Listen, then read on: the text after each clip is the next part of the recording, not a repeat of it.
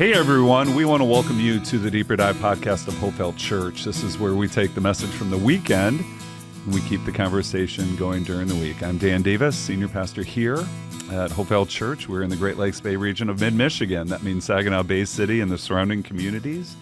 Once again, I'm joined by my lovely and talented co-host, Cathy Davis.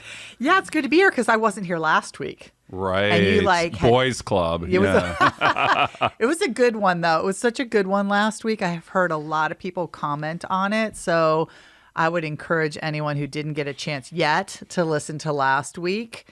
What do you call that? Cue it up, whatever. Yeah. Tee it up. Yeah. Well, and like I said, it took two of them to replace one of you. So. Yeah. It's hard when you have three people here sometimes, though, because there's only so many minutes and people have so much to say, you know. Yeah, and let's face it, we have a lot of talkers on staff. So, yes. Yeah. And our goal really is to keep this thing, around 40, 50 minutes. I think we've hit close to an hour, I think, with some of our other colleagues. But I don't think we've gone over the hour mark yet. Yeah. We got things to say, though. We do. So much happened yesterday, right? Yeah. Well, it was a big weekend because we had the night of worship on Friday. Which was phenomenal. Yeah, which was really good. And both the campuses together in Saginaw. Yes. So that was a really good evening to just set aside the time. And I think God granted us with this perfect weather weekend. And so I feel like people were just feeling, I don't know, the goodness of God or just a lightness or Love just that. this kind of, I don't know, smile of God. It was just joyful, I felt like. And so that was Friday, and then people had things, and there was all the Saturday things, and then we rolled into Sunday, and it was a good morning. But it was a little unusual. It was. Because Pastor Dan stood up, did the Proposal 3 situation, first rattle out of the box on Sunday. So I thought I'd give you a second just to say why. Tell us why, because there's a lot of things that you maybe wish that you could talk about on a Sunday, but you choose not to. You and the elders decide what gets stage time and what doesn't, and what's important enough. And how did this one make the cut? How did you guys decide to make it front and center on Sunday? Yeah, how do I answer that in less than 20 minutes? Yeah. So here's what I would say. Really, in the couple decades that I've been senior pastor here, the elders, and we've worked together on deciding, what does the merger of faith and politics look like? Yeah. And it's not total isolation and separation, but it's not a commingling where there's no distinction. And so one of the things that I said right up front yesterday was, we do not wade into partisan politics. So we don't endorse candidates. We don't support parties. We don't hold voter registrations in the lobby. Yeah. We don't hand out voter guides. We don't circulate petitions. And again, not because we think politics are unimportant. They're just not most important. And when we lose sight of our heavenly calling as citizens of heaven and residents of earth, with the command to take the gospel to all nations, including our neighbors right next door, it's so easy to confuse those two, right? So, that really has governed a lot, and it's frustrated people, and especially in this climate of recent years, because people feel very passionate about this, and these are legitimate things. Yeah. But what is the church's role in that? So, like I said yesterday, Proposal 3 feels different. And so we've had some conversations as an elder board for a little while now about what it looks like to address it congregationally.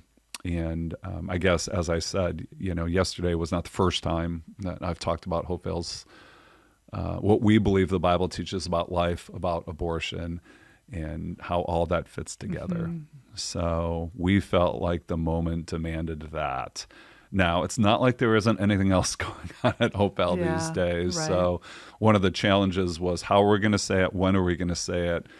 And then even just in light of the calendar. And here's what's interesting. I feel like back in the good old days, if you wanted to say something like that, you'd say it on the Sunday before Election Day. Because people were going to the polls. And now with absentee, voting and mail-in ballots, some people already have them. Some people may have already voted, right? Yeah. But what I love about the timing here is we have about a 3-week run up. People got to hear that. It's going to engage in more dialogue about that and so forth. Yeah. I got to say, I'm just going to be, flat out. One, I love the conversations we have as an elder board. I love some of the input I heard from congregants, men and women, who had emailed me or the board ahead of time about this issue. But it was one of the most challenging things I've done here recently, and not because of the topic, but really trying to say a lot in a short amount of time. Exactly. Yeah. I think I was scheduled for about 7 minutes and probably landed at about 9 minutes. Right. And, again, so really just trying to get to the heart of the matter. And, we'll say it and you'll be sick of this, until our last dying breath here at Hopevale. But it's like through the lens of the grace and truth of Jesus Christ. Yeah. And I think the other thing too, Cathy, and it really tried to get across is you and I in the podcast have talked about we live in the now and the not yet, right? Yeah. And it's this whole idea we do not live in a perfect world, right? And that was my thing at the end. Yeah, I liked that. Right? No unplanned pregnancies, no unwanted children, no scared mothers, no absentee fathers, no medical emergencies, no complicated choices. And there's so many situations out there where, again, it makes this really hard. And legislation is not going to solve it, because legislation doesn't get to the heart. It's not new laws, it's new life. So trying to say all that. But again, the flip side, it doesn't mean then we just stay on the sidelines, fold our hands, and wait. Right. So that is where a church and a leadership really needs the Spirit-led wisdom and discernment. Because one of the things, is this what the podcast is for? One of the things that I think is really going on in our political climate right now is everything's an emergency, everything's an urgency, everything is the most important election of our life. Do you know how many most important elections of our lifetime you and I have been through, right? Yeah. And when everything's an urgency, nothing's an urgency. And what I really appreciated about yesterday is we don't play that card a lot. But when we do, we feel it's important, and there's a reason why. Mm-hmm. And like I said yesterday, though there may be sides lining up on this issue, this is not a partisan issue. This is a clear issue. This is the natural outcome of the reversal of Roe v. Wade, pushing the decision down to the states. And so this is an opportunity for us as, Michigan citizens to express our voice. So, blah. Yeah, I felt for you, because I want people to realize that we know, and that the leadership knows, I know, that this is a complicated issue, and it is very sensitive to a lot of people, because all of us know someone, who's dealt with this issue, just dealt with one of the exceptions, that has been hurt by, who feels like we didn't address this nuance or that nuance. And it's just so much. And so to address all of that in 7 to 9 minutes is just impossible. Exactly. So it's just know that I feel like at Hopevale, one of the things I like about us is that we know things are complicated. We don't just say yes to this, no to this, yes to this, no to this, black and white. I wish life were that easy, but it's not. That everybody is carrying things, heavy things, and we want to shine the light of grace and truth on it as best we know how in the moment. But we can't have a 4-hour conversation about everything. Mm-hmm. And so I feel for that. Did you feel that? Yeah, definitely. I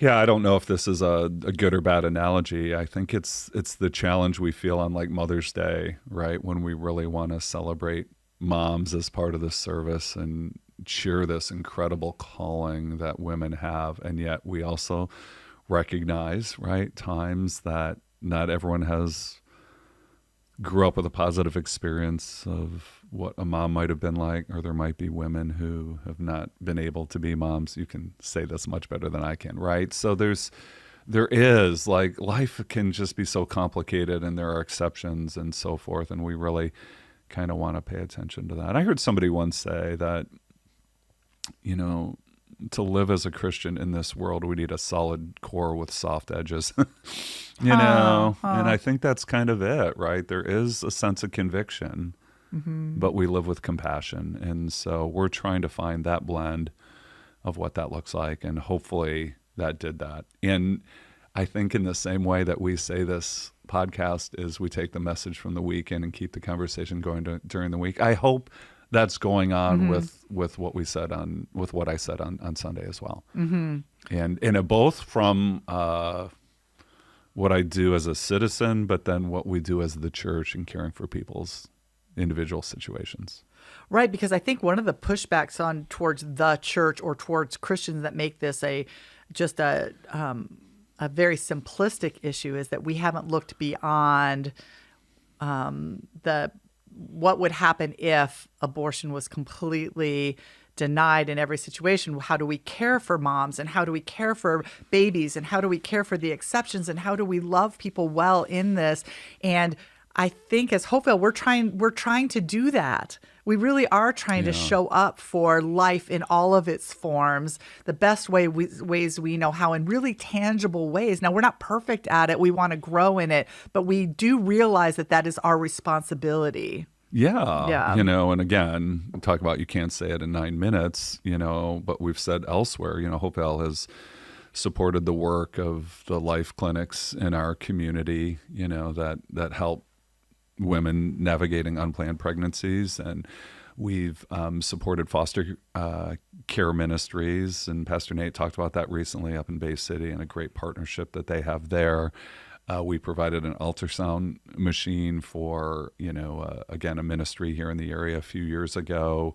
We are, well, you know, because you and others, right, have been involved in the ministry of Mustard Seed, which again is a, you know, ministry to women on their own, right, families. And their families, right, and on and on and on. Pro-life is whole life, and we can't do everything, but we're trying our best, right? And so sometimes, I'll just say this, sometimes the rhetoric out in culture is, you know, you don't care about this, you just care about this one issue. And it's like, no, we recognize that it's a both and, right? And I think the way I put it is, you know, we live, right? Pro-life is whole life, and we live as people who are extending mercy to everyone in need from womb to tomb. And it's like, that really is our heart. And so, and I love that we have people who are doing that. Yeah. You know, as an extension and a calling of their ministry. So.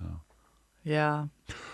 I know. Didn't you say yesterday at one point that we as Christians in 2022, you made the distinction between residents of and citizens of? Yeah. So I'm just nudging people that we are residents of this earth. We are citizens of heaven. But again, when we have a vote coming up, I am encouraging people to be involved in this world because we are residents of it. And so we are not just sitting home twiddling our thumbs and worrying. Right. God has asked us to be involved in the world that we're living in and to represent him well in this world. And so, And it, you know, and so again, voting totally. And again, I think sometimes there are segments that want to create this either or false dichotomy. Like, well, are you saying then that, you know, you shouldn't be patriotic or you shouldn't love your country, or, you know, like, that's not it. It's just, let's just not confuse who we are. Philippians 3:20. But our citizenship is in heaven, and we eagerly await a Savior from there, the Lord Jesus Christ. And that's exactly what I tried to say at the end. Right? We groan, Romans 8, with creation, because we know this world as it is not as it should be. And elections are important, but they're not the solution, right? So let's just, let's seek the wisdom of the Lord to know what the times call for and to take it from there. So, yeah. And as 50% of this podcast, and as the only woman as 50% of this podcast, I'm just going to encourage us women to make our voices heard too, to love each other well, to speak well of what it means to be a woman in this society, in this church, in this community, and make your voices heard in that, because together we discern the will of God. And so God is honored in that as we show up to the table too. So, yeah. I love that. Yes. Yeah. So. Right.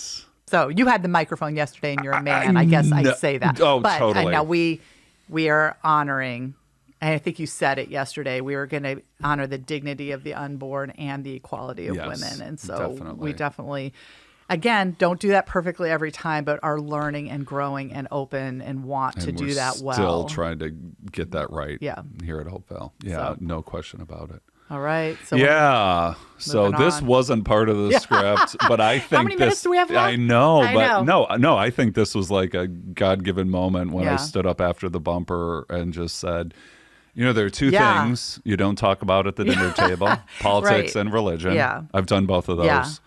And I'm going to ask you for money. I know. So welcome to Hopevale. I mean, it was like. I know. I just feel like the openness and frankness of that is just like, that's what we're going to do. Yeah. We're not going to slide it in the back door. We're not going to like mumbo jumbo the thing. But it's like even when we're starting to talk about this campaign, the truth is there's money involved.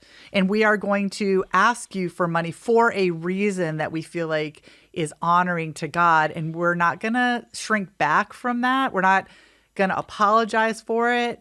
We're also not going to shame or manipulate the situation. We're just going to lay it out there and trust God to do what God does and give people freedom to act and respond to it however God moves in their life in that. Right? Yeah. And, Cathy, I would just say this too, that, the two things that I talked about yesterday, the statement on Proposal 3 and the message, in some sense, they're not unrelated. Right? And we live in a world where there are a lot of loud voices. I think I've said this before, though, that the loudest voices are not the truest voices. And boy, if the world needs the church now more than ever before, it's now. I mean, right? And the reason we're doing it's hope. It's living with true and real hope. If we are faithless, God, remains faithful because he cannot disown himself. And it breaks my heart when people invest all their hope in an election and in a candidate and in a party and in a platform. You can be hopeful, but it's not the place to invest your hope because people will let you down. Yeah. Oh, wow. Okay. Right. Yeah.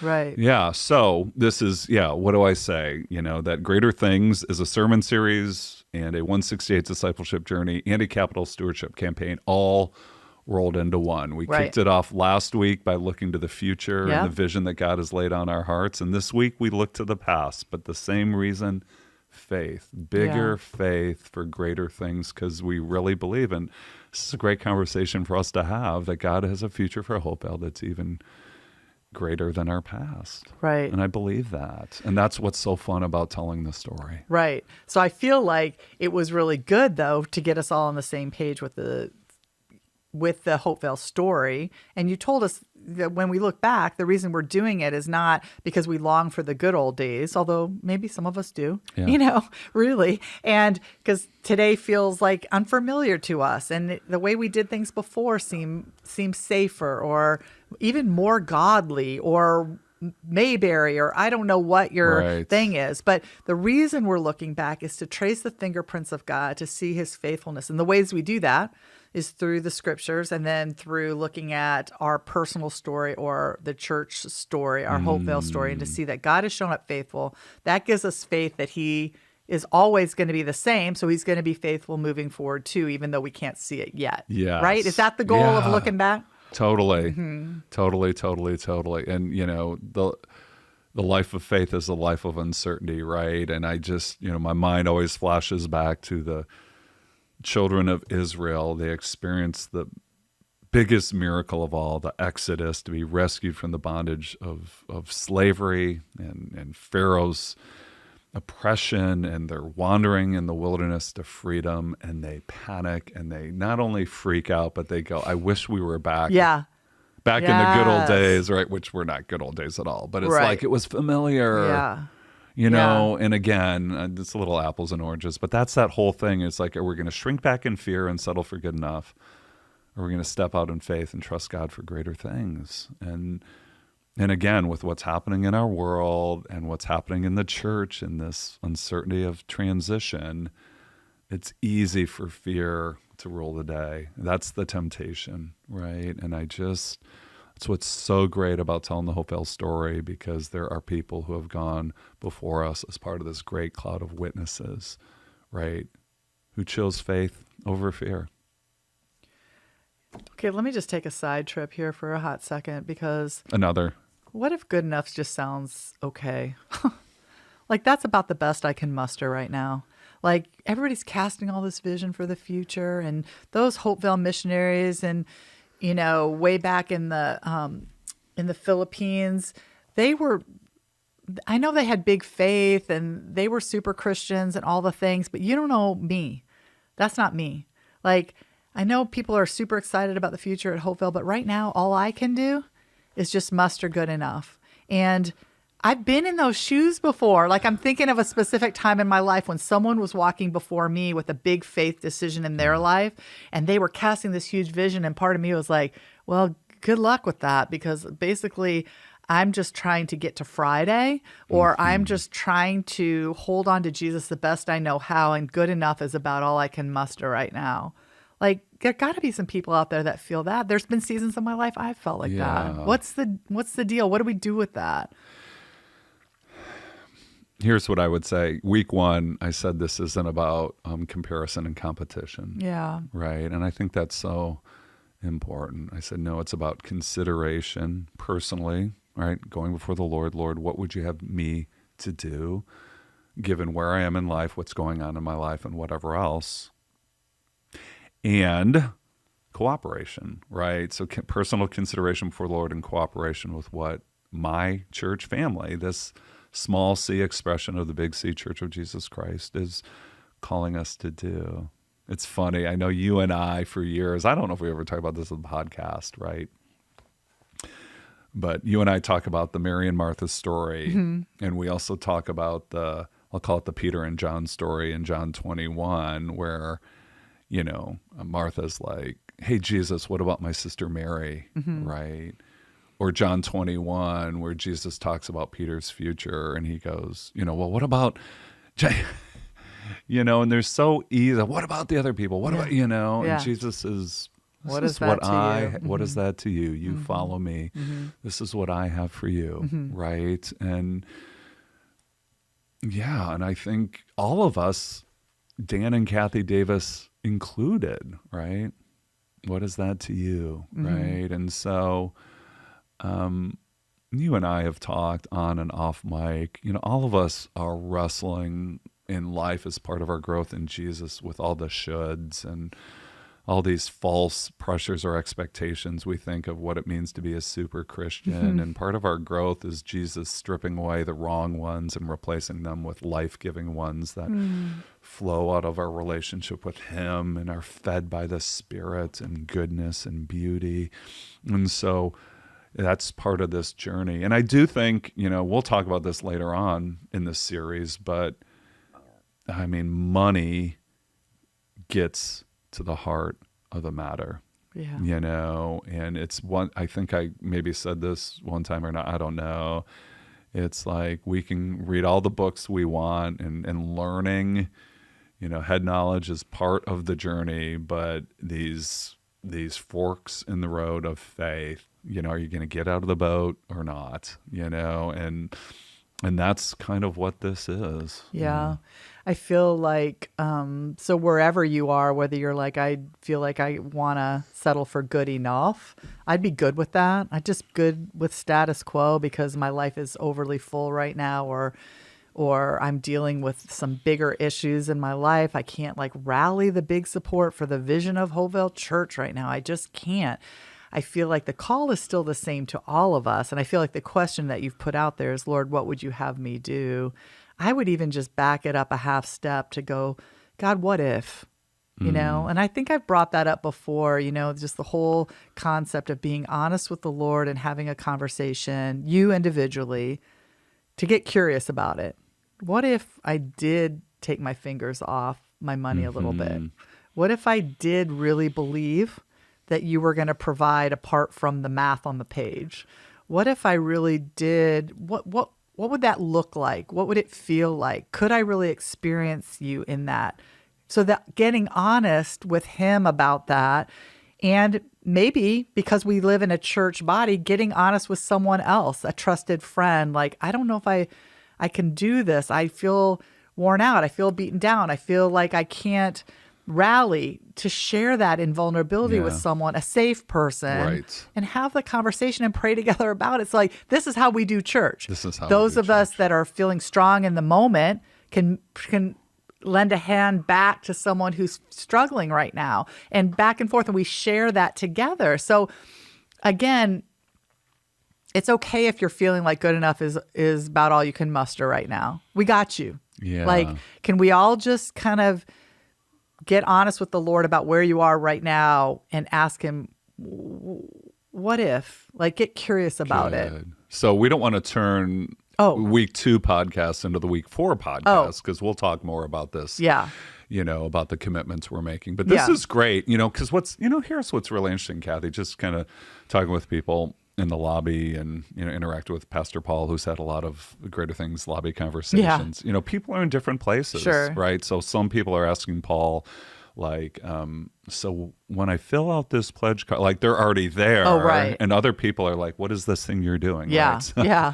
yeah, we will talk even more specifically about the pledging and the process and the prayer and all that in a couple Sundays, and we'll get to that in a minute. But can we talk about the Hopevale legacy? Yeah. Let's do that, because there's a reason this is a 5-week sermon series. Right. Like, we want to color in the lines and paint the pictures of God and get our eyes focused on who he is. So the Hopevale story from the Philippines and the legacy of how it started and then how it's going. Yeah. So, like, we've told that story. It's been a heartbeat of yours. Yeah. For since we've been here, is that I bet there are a lot of people that go to churches, even older churches, that don't know how it started. Right. But I feel like you've wanted us all to kind of know that, to know what we're connected to as what started at the real first Hopevale to where we are now. But so tell me what was cutting room floor about that, or something that you'd want to share with us about that.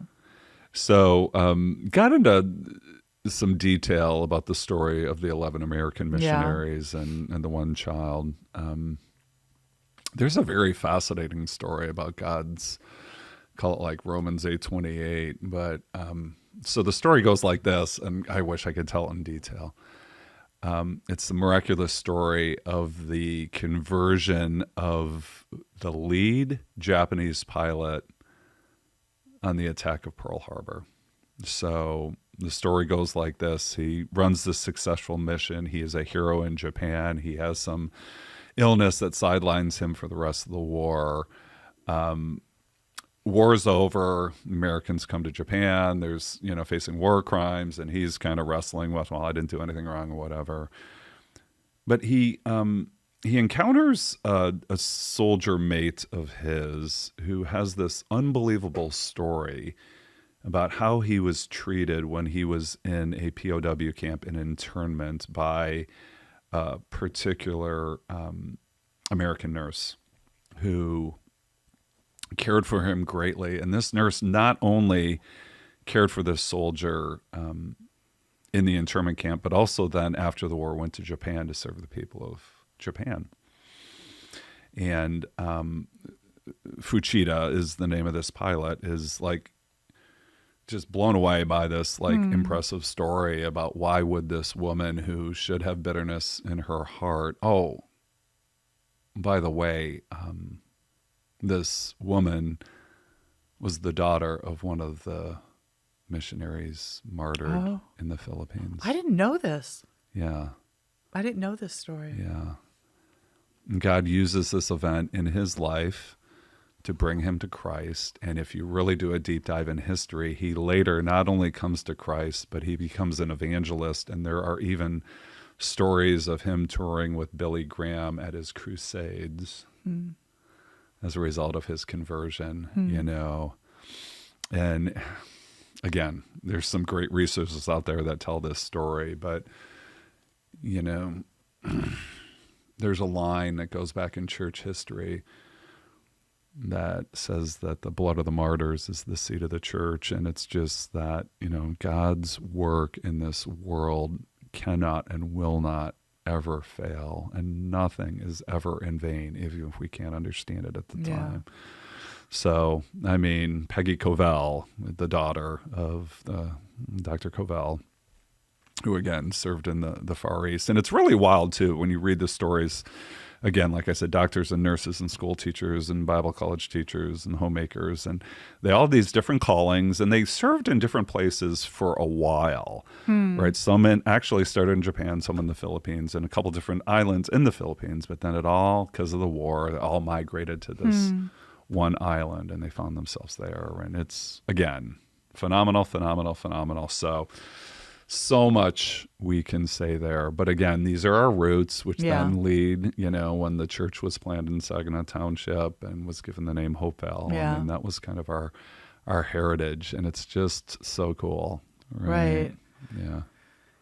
Okay, so you brought up Hebrews 11 yesterday? 12. 12. On the heels of the Hall of Faith. So surrounded by so great a cloud of witnesses is Hebrews 12. 1, right? Yeah. And so this is what was going through my brain. Yeah. Those American missionaries that were martyred, are they part of that cloud of witnesses for us? I think so. I know. Like, do you think they know what we're doing? I know. Because they're with the Lord doing all the things. Yeah. You know, holy, holy, holy, and worshiping at the throne, and and knowing the big picture when we only know part. And I'm wondering if they are cheering us on, you know? I'd like to think so. I know. One day we'll know. Right. One day we'll know. And you know what's interesting about Hebrews 11, this Hall of Faith? You know, there's this line towards the end about how some of those who have gone before us, you know, Old Testament saints, prophets, and, you know, it's like their lives were really hard on this earth. Huh. Right. Yeah. Yeah. Some faced jeering and flogging and even chains and imprisonment. They were put to death by stoning. They were sawed in two. They were killed by the sword. They went about in sheepskin and goatskins, destitute, persecuted, and mistreated. The world was not worthy of them. Yeah. Yeah. They wandered in deserts and mountains, living in caves and in holes in the ground. Yet these were all commended for their faith. Yet none of them received what they had been promised, since God had planned something better for us, so that only together with us would they be made perfect. And that other line that's spoken about Moses, you know, in his ministry. By faith, Moses, when he had grown up, refused to be known as the son of Pharaoh's daughter. He chose to be mistreated along with the people of God rather than to enjoy the fleeting pleasures of sin. He regarded disgrace for the sake of Christ as of greater value than the treasures of Egypt, because he was looking ahead to his reward. Right. I mean, that's just... This is why we need to read the scriptures. This is why we need to read the scriptures. Because it like adjusts our eyeglasses to see our daily lives differently than what I might be reading on Instagram or what they're telling me about, you know,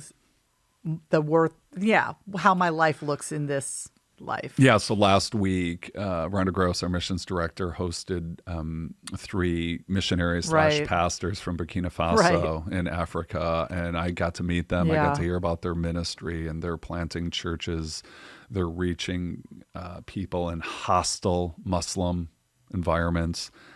And when you hear about what they're doing and the faith that they're exhibiting and the churches that they're planting and the people that they're reaching, it is so humbling and sobering to think about. You know, I don't know how I've finished streaming one Netflix episode and I don't know what to watch next. Stop right now. No, I know, right? And again, that's not to minimize our things, but it's does give us perspective, Yeah. right? We need to add it to the soup for sure. Yes. Well, and okay, so let's do that, right? Hebrews 11 in this cloud of witnesses reminds us that there's more to this life than just this life, and there's more to this world than just this world, right? There is this unseen world. There is this eternity. Right. Right. And this is the dot. This is the dot. Yeah. Yeah. That's why we serve as worshipers and witnesses, right? Which again, if you fast forward to the journey that we took with some of the others who are still here at Hopevale in the late 2007, 8, 9, 10, right? And the whole chapter 3 journey, which was really this just incredible journey of faith that you and I had the privilege to be a part of, right? And just how it really led us to where we are now is phenomenal. Like, what do you remember from that? What do I remember from that? I remember the conversations, Yeah. like just the same conversations couples and families are having now, and individuals too, looking at the checkbook, looking at the bank balance, looking at praying about what God has called you to do. Those questions are good questions. Those conversations are good conversations. They're not easy because two people trying to agree on something never is the exact same thing. So there's prayer and there's submission, and then there's remembering those missionaries in Burkina Faso that are also sacrificing for the same goal across the globe. And what has God called me to do? What's my part in that? And so I remember that. I remember it being exciting. I remember we had wristbands that said amazing. And I remember being on a journey of, we've tried this once before at Center in Tittabawassee. And God said, not yet. Yeah. And then it was like, oh, no, now. And just wanting to be a part of it. But we'll talk about this later because we're going to talk about individual choices and how this represents in different families. But we were at a different life stage back then. And so I had kids. Yeah. I had kids who I hoped were going to go to some kind of college, or that needed shoes, or needed to be on the travel sports team, or needed car insurance, or needed all the things. And it's one thing to talk about a couple's decisions. It's another thing to be a parent and talk about sacrificing on behalf of your kids and making that choice for them. That's a whole thing that we can unpack later. I know. But that's where we were in Middle the last school, campaign. high school, so many T-shirts. So many dues. Car insurance. Oh my lunch gosh. card. Yeah, I know. Yeah. It's a Okay, thing. so this is like no, but this is like cutting room floor stuff, right? The amazing. Our theme passage for that was Joshua 3:5. Consecrate yourselves, for tomorrow the Lord will do amazing things among you. Yeah. Right? This is the words Joshua to the people when they were, getting ready to enter the promised land. And it was just this belief, like, okay, commit yourself to the Lord and you're going to see him do incredible things. Mm-hmm. I mean, and it happened, So there's another part of that cutting room floor story, right? 2007, 2010. I told the story about the end of 2008 and the housing bubble breaking and the worst recession since the Great Depression and whatever. And people just, committed and faithful to what they had pledged. Yeah. But I also remember too, so, we actually start building toward the end of 2009 and in 2010. And there was like a cash flow crunch as we were in the spring of 2010. And I remember standing on stage with Jerry Eaton, who was our chairman of the elder board at times, saying, we may need a little help. We need you to pray, because again, as people know, right, there's just sometimes timing differences and whatever else. And I just felt like that was like another Red Sea moment. Like we had gone really far and now we had another challenge, right? Yeah. So, yeah. And I, again, hopefully this comes out right. But one of the things I wanted to communicate yesterday was the majority of the people that I was speaking to were not part of that journey. And they're spiritual beneficiaries, right? And again, not in a, like, weren't the people before grades or whatever, blah, blah, blah, blah, blah. But that's how it works. There is this pay it forward amount. And then I would just say, too, to the people who were part of the Hopevale Chapter 3 journey, there's nothing in the kingdom that says, I did my turn. And now it's, it's not for you guys to step up. That's like American retirement mindset, right? I did my time. I paid my dues. Because then it kind of looks at it like a punishment. Yeah. But this really is an invitation to experience capital L life. I told someone the other day, and I keep forgetting, maybe I said this on the podcast last week. I have never met anyone from Hopevale who went through that journey, the Hopevale chapter 3 journey, saying, you know what? I wish I would have had that tube TV that's, no longer works. Or from a parent's perspective, my kids Yeah. really suffered Yeah. because I pledged Right. that and gave that. Right. Because that's where our heartbeat is. Or I kind of wished I hadn't. I wonder if there's anyone out there that feels like I wished I hadn't pledged and given that much in chapter 3 and they're regretting it. I've never heard one story. If you're out there, we need to hear it because otherwise we can assume and we believe that God showed up for all of us that took that leap of faith and trusted God to fill in the gaps of that. So we're 40 minutes into the podcast. Yeah. Now I can say kind of like the punchline, right? Faith-filled Christians live with the vision of a faithful God. That was the point of the Hopevale Legacy story. It's Yeah. not just, hey, here's this great Right. story. Doesn't it give you the warm fuzzies? It's to refuel our faith in the vision of a faithful God. And the way we do that is to read the scriptures and remember our stories, because we have stories. People who walk with Jesus in this generation have stories, and Yeah. sometimes we forget, Right. right? And so that's really what's important. So that was part of telling the Hopevale story. And then, what's interesting, Cathy, from 2010, August 8th, moving into that building to now really was a shift. And I didn't get a chance to talk about this Sunday, but my word picture of this is the football. And if anybody knows, our Saginaw campus is this patch of grass in front of the church building. Yeah. It's shaped like a football, Yes, it even is. to the point where the two sidewalks look like the stripes Oh, on yeah. a football. So whenever you see an aerial shot of Hopevale, right? Some people may not know that, but that was done by design because we wanted to keep our options open. And we thought, maybe there is a phase 2 where we grow and we move from this flat floored, flexible seating worship auditorium to building something bigger that might seat more people. Our capacity now is like 1,050. That would be bigger. I don't know, 1,500, 1,800, and maybe even, sloped floors, stadium seating, something like that. Not that we knew we were going to do that, but we wanted to keep our options open, right? And then as we traveled through the 2000s, the mission and the passion to reach people for Jesus was the same, but the plan changed, right? Right. Instead of saying, hey, like the buzzwords would be, instead of being attractional, we were missional. Yeah. Instead of people coming in, we're going out. And it's that whole point I said yesterday of, it's one thing to ask the worshipers to come 30 minutes to drive to church, but it's another thing if they're commissioned as witnesses to ask their friends and neighbors to do the same. And so again, as things unfolded in the 2010s, right, probably mid-decade is when we started thinking and dreaming and praying and planning about what, where, if, and so that's really where it happened. And so if people, who've been along Hopevale for a long time, it's like, we're probably never building On the football. right? Right. Maybe we'll do something else with that patch Yeah. of grass. I don't know, But reserved parking or something like that. But I've loved that. I mean, I think we've gotten a lot of feedback from people too that we want everyone to be part of this conversation. We sent out the survey and adjusted and pivoted our ask and our priorities of what that money was going to go to as God is speaking to us collectively. And I feel like that happened in chapter 3 as well, because in chapter 3, I think, you can correct me on this, the goal was to sell the Shattuck Road building and to have all of our offices up at Center in Tittabawassee. Yeah. But when people used to ask me, like, why aren't your offices here? I'm like, yeah, we couldn't sell it.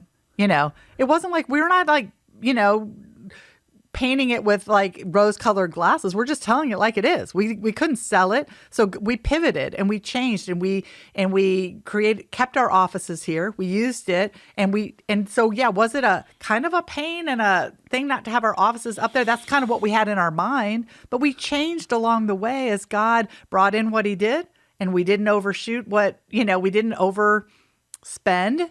And so we didn't need bigger and better. We just needed something to work. And so this is what we've got. And now we're like so thankful that we have it. But there's a pivot that happens, right? Sometimes. Yeah. And we're up for that. Yeah, the story or the word picture I use with that, you and I have never built a house. Right. But here's what I understand it goes, right? As you sit down with the architect or the designer or whatever, and they draw your dream house, and you go, oh, we love it. And then they price it out, and you like, see it, yeah, and that you're ain't like, gonna work. oh, man, we're going to, right? Yeah. And we kind of did that, even with the offices, right? To the point where our acid test was, what do we need to make Sundays happen? Which again, we're a 168 church. It's not just about Sundays, but we knew that moving from Shattuck to Center in Tittabawassee was a generational move.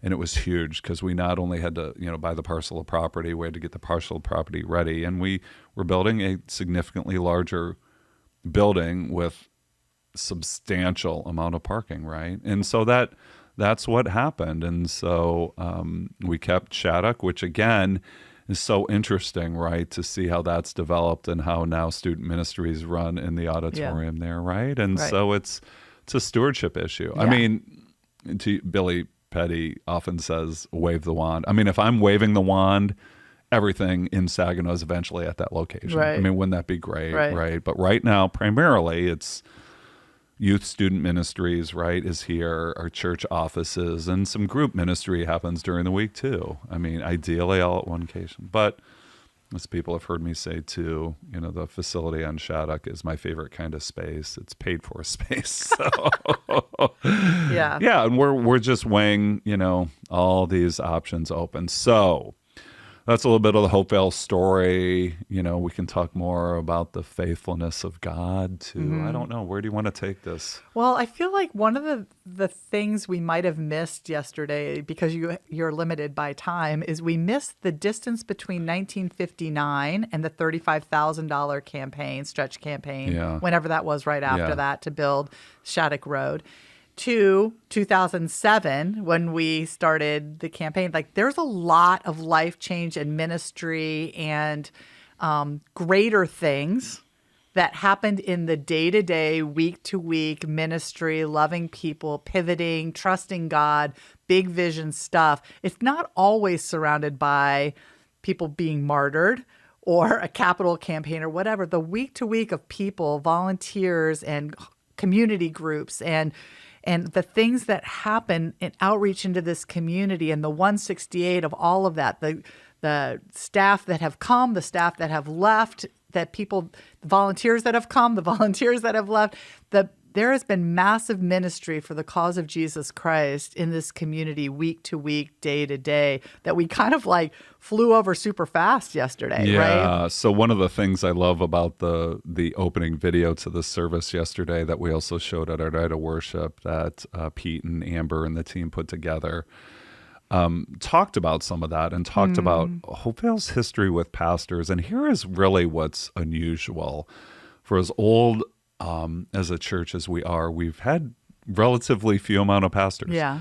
Right. And so I've said this in other settings. Pastor Don Yost, first kind of full-time pastor at Hopevale, Pastor Don Loomer, Pastor Tom Pedigo, and Pastor Calvin Pearson, right? Yeah. And those early years in the 60s and 70s under Pastor Yost and Pastor Loomer were really foundational, for this church. I got a email this summer from the son of Pastor Don Yost, who was the first full-time pastor. Now, Don passed away probably a couple decades ago, but his mom had just recently passed away, Esther Yost. Oh. And he said, I was going through some of my mom's stuff and had some articles, and sent them my way. And one of them was the article about Hopevale reaching its faith goal of $35,000, in that first campaign, right? And it's so cool. And there really are people who have paid the way. I said this at the night of worship, didn't say it yesterday, right? You and I really had the privilege to be a part of Bob Peschke's funeral. And, Bob was 95 years old and was right there close, not a charter member, but close to being a charter member and very influential, as one of the leaders, in this church. And there's so many other names we could mention, but it just reminds us that somebody handed the baton to us. Yeah. Right. And we pay attention to our roots, we respect our past. We're not tied to our past, right? And it's this whole like highly creative, incredibly unoriginal, right? Just trying to navigate that, whole thing. But that really is part of the Hopevale story. Yeah. And it really is. And like you said, people who had a heart for evangelism, a heart for worship, a heart for community, some faithful ministry, and people that, you and I served with back when we got here in the 90s, Right. and, all that. Yeah. So, yeah. Wow. I know. So good. So here's your moment. I know you said this is our moment. This is our race. I loved that part of the sermon yesterday. We're like, this was their moment. This is our moment. Yeah. I'm like, Yeah. So those of you watching on YouTube can see me holding up the baton. Added a 168 Yes, I see sticker, that. right? Glorify Jesus every hour of our week, 168 in every area of our life, right? And that's really what we're doing and what we're trying to do here in this. I would just say this. One of the things we did yesterday was to remember our collective story. I would encourage us as individuals to take some time this week to remember our individual stories and times. That God was faithful to us. right. And it really is good. There's a reason that when the children of Israel crossed the Jordan River, that Joshua said, pull out 12 stones and create a memorial so that we can remember God's faithfulness to us, right? Because by people, we're terrible rememberers. Yeah. Yeah. We get caught up in the panic of the moment and the fear that floods our hearts.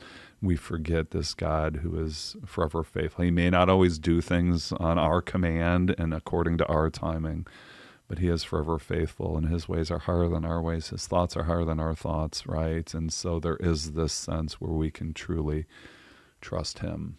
I mean, no question about it. So that would be my nudge, because if we are faithless, and we will be, he is always faithful, remains faithful, our God does, right?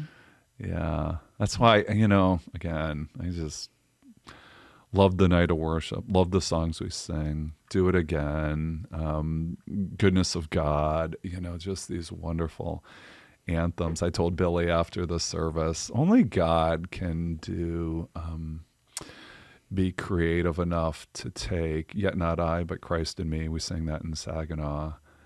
And there's a line in there that says, when my race has been run, and I'm like, we didn't plan that, but there is this imagery of us running our race, taking the baton from those who come before us and making it all the way to the finish line. So that's the encouragement. Let's all rehearse God's faithfulness in our own life and let that fuel our faith for the future. So, Right. Good.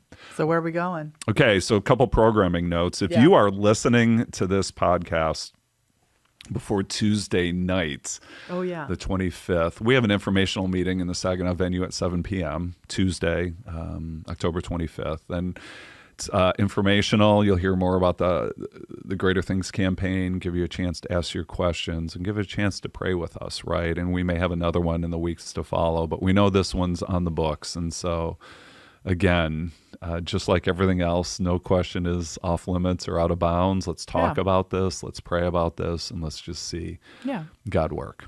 So, so a couple other things. Next week, next Sunday, Pastor Nate is going to share the message, and I'm so glad we've gotten a chance to hear from him and up front and in Saginaw before. But it really fits. He's got a message on the expansive love of Jesus. And he is talk about being a front row, firsthand eyewitness to watching God at work. The stories that are coming out of Bay City are phenomenal. And even more than the stories, I hope you get to hear his heart, right? So we've got this ministry that's happening on our in and through and out and from our Saginaw campus, from our Bay City campus. And I think there is a future where God could even do even more. That's getting ahead of ourselves, but we do know this. He is able to do immeasurably more than all we ask or imagine. So Pastor Nate, next Sunday, and then Cathy, we are breaking some news on the Deeper Dive podcast. Okay, go. First time we're going public with this. I'm preaching the following Sunday. Yeah. That's November 6th. Yep. And I have a special guest joining me for that message. Do you know who that is? I do. Who is it? It's me. It is, yes. So Cathy and I are going to tag team the message on November 6th, right? And we're going to talk about kingdom generosity. And we're going to look at scripture and we're going to make it super practical. And we're going to talk about what it means, right, to be stewards for the kingdom and all that God has entrusted to us and to live in light of eternity, right, with the time, talents, and treasures he's given us to use for his glory. So It's going to be fun. I know. What are we going to say? I've got some things. I bet you do. Yeah. And isn't that going to be great? So I'm so glad we get to do that. And wow, thanks for joining us. Yeah. So I was ragging on our team for going long. I know, and here we went. And here we are. But so what? Anyways, well, if you have made it this far, man, it's so good. And we want to thank you for listening or watching today. And as always, we invite you to join us again next time when we take a deeper dive. Thank you for watching the Deeper Dive video podcast. To check out our full library, make sure to subscribe by clicking the button below. Also, make sure to select the bell icon in order to be notified of any new content as it is posted. If you would like to give to the Lord here at Hopevale and support the ministry, you can give by visiting hopevale.org/give. Thank you again for joining us today. We look forward to seeing you and your family at Hopevale Church.